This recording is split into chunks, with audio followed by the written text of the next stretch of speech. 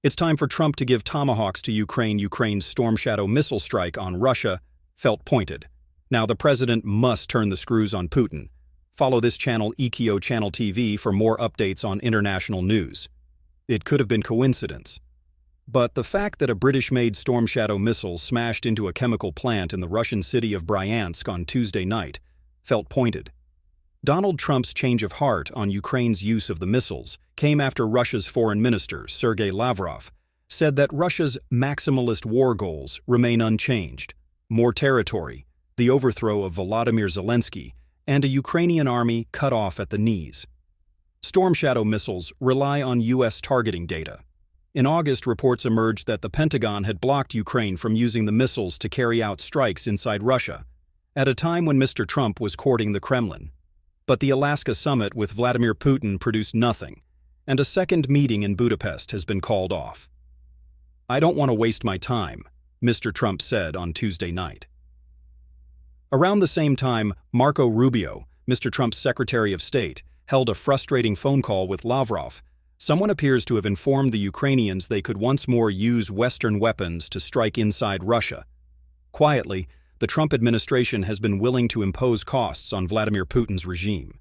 The green light for Storm Shadow strikes follows reports that Washington provided detailed intelligence to help Ukraine's deep strike campaign against Russian oil refineries. Actions like this shift the calculus inside the Kremlin. When Putin believed Mr. Trump was on the verge of supplying Ukraine with Tomahawk missiles, a far more capable weapon than the drones already wreaking havoc, he picked up the phone to talk the president down. A source close to the Kremlin told The Bell, a news site run by exiled Russian journalists, that Putin may be willing to compromise on the maximalist goals Lavrov outlined.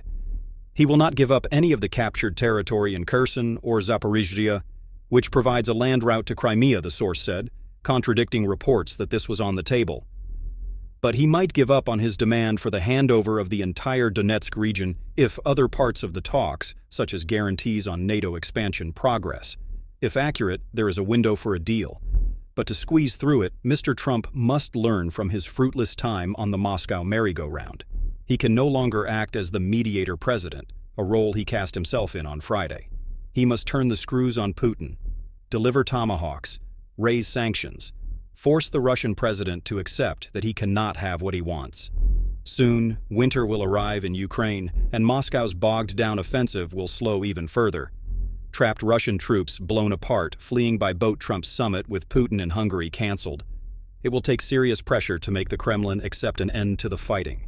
Russia has rebuilt its defense industry and now produces enough drones, both short and long range, to blunt Ukraine's edge on the battlefield. The return of hundreds of thousands of war-scarred veterans is a bleak prospect. Nevertheless, a Christmas punctuated by Tomahawk, Storm Shadow, and ATACMS strikes, while Ukrainian drones set more Russian fuel depots up in flames, might help persuade Putin that the prize he craves is out of reach. Ukraine will not be a Russian subject.